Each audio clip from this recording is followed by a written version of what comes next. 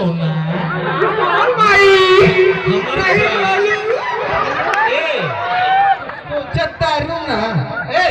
ए बूढ़ा देखा बहुत गलत बोलत हो। ड्रोन कैमरा उड़ाओ तो तू हमारे बोली बता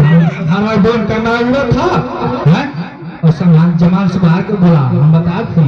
तू गलत बोलत हो। हां अपने बतियावा अपने लइकवा से। हां हम तो बता माई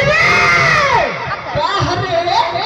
काहे चिल्ला करे देना पैसा से कितना जरूरत है तो पैसा